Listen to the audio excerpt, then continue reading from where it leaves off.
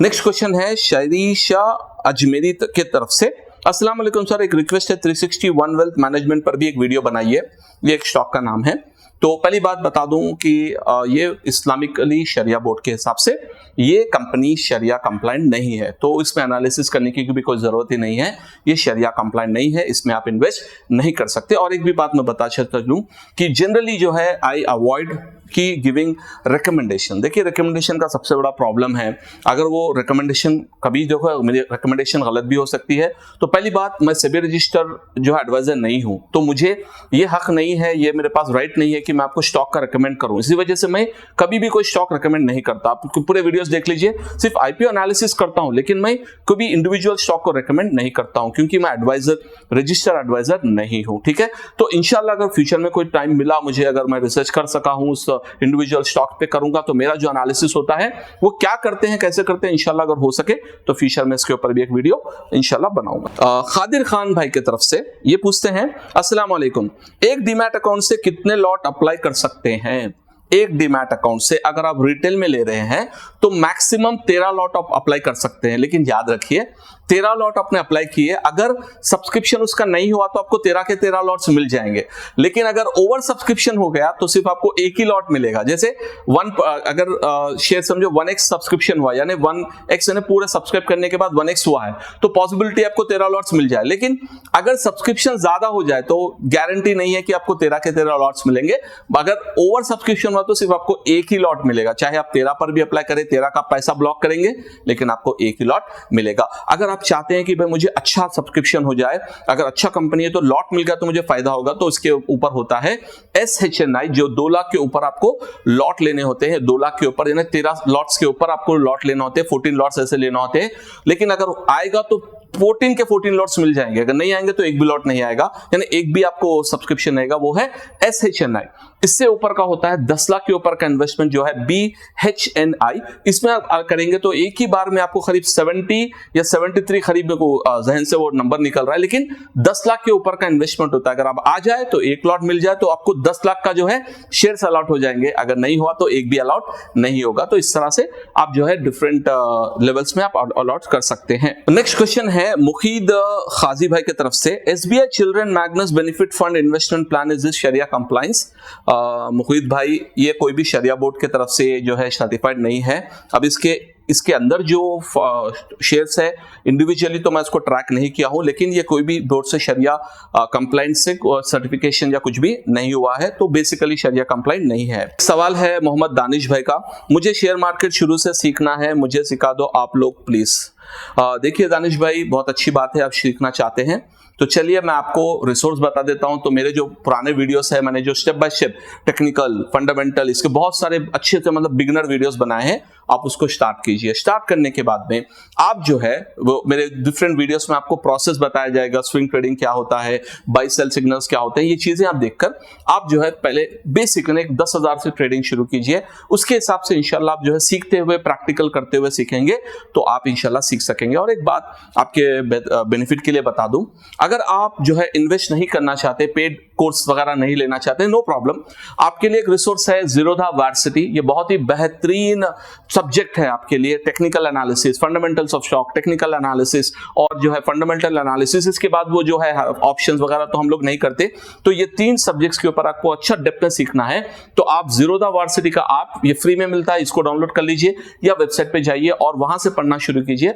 इंशाल्लाह बहुत बेहतरीन जल्दी सीख सकेंगे और ट्रेडिंग कर सकेंगे। नेक्स्ट क्वेश्चन है मोहम्मद इब्राहिम भाई की तरफ से, शेयर एक ही दिन सेल पहले किया फिर सारे 3 टर्न से पहले इंडियन मार्केट में एग्जिट कर दिया तो क्या पेनाल्टी लगेगी? तो आप एक्चुअली शॉर्ट सेलिंग की बात कर रहे हैं।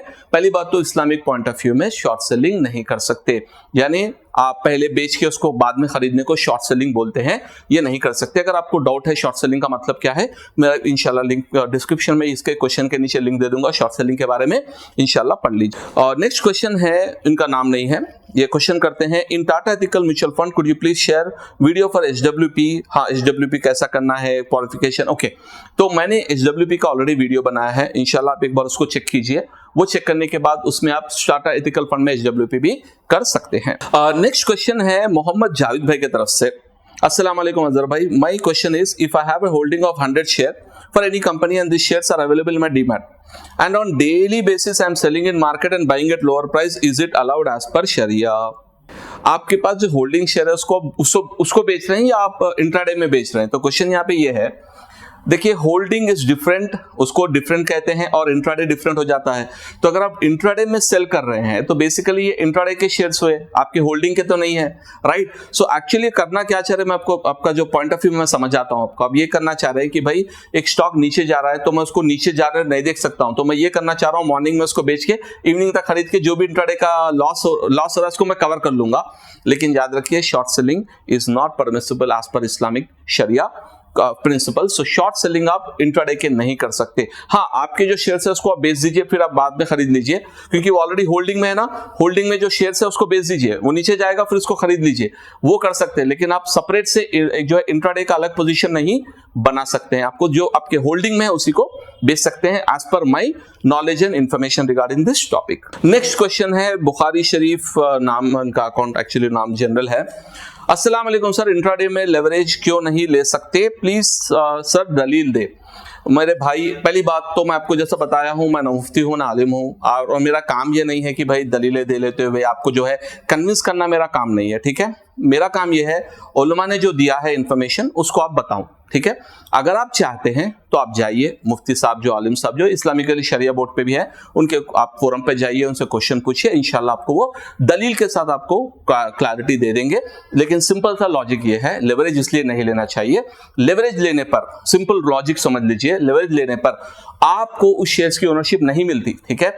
अगर आप वो शेयर नीचे गिर जाए तो मार्जिन कम हो जाए तो उसी दिन आपका ब्रोकर आपको बगैर बताए उसको एग्जिट कर सकता है, यानी आपके ओनरशिप में आई नहीं है वो, ठीक है।